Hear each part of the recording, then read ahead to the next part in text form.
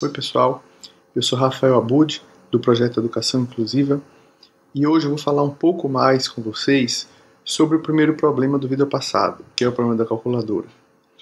Eu estou indo um pouco devagar e falando um pouco mais sobre isso, porque eu não estou acompanhando vocês diariamente, então eu não sei se vocês estão avançando numa velocidade rápida ou devagar, então eu prefiro pecar pelo zelo e um pouco mais devagar, para aqueles que não estão acompanhando a gente tão rapidamente, não sofram com o processo e aprendam tudo devagar, mas que aprendam. Então, se alguém tiver alguma dúvida ou algum assunto específico que quer que eu fale sobre, pode me mandar e-mail, sempre com o começo rafael.abud@icloud.com, gmail.com ou nãoseiprogramar.com.br, que aí eu faço um vídeo sobre a sua dúvida. Quando vocês pensam em entrada, processamento e saída, eu quero que vocês pensem em entrada como algo imprescindível para o sistema. Então, se você está passando por computador um problema que você quer que ele resolva, você tem que saber quais são as informações mais importantes, o que é que o computador não vai conseguir resolver o problema sem ela, qual é a informação que você tem, que você pode ter, que se você tirar uma delas, quais são as informações que se você tirar uma delas você não vai conseguir resolver o problema. Então, se você tem uma calculadora, por exemplo, o que é que você tem que ter para fazer o cálculo entre dois números? No caso da calculadora das 4 operações básicas, você precisa ter os dois números.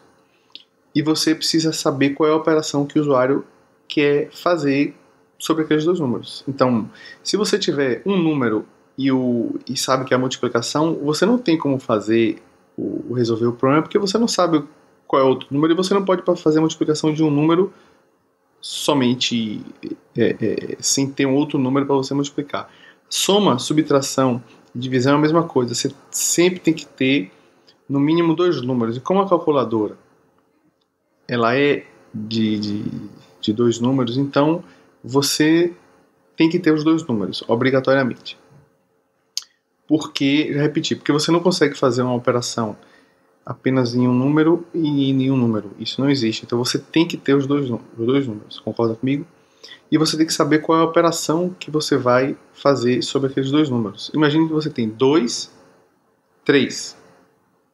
Você não sabe o resultado, porque você não sabe se é uma soma, uma subtração, uma multiplicação ou divisão. O resultado pode ser -1, pode ser 6, pode ser 0,66, no caso de 2 dividido por 3, e pode ser 5, que é 2 mais 3. Então a gente tem que ter essas três informações. Então sempre que vocês forem criar um sistema, você tem que pensar assim, qual é a informação, quais são as informações imprescindíveis.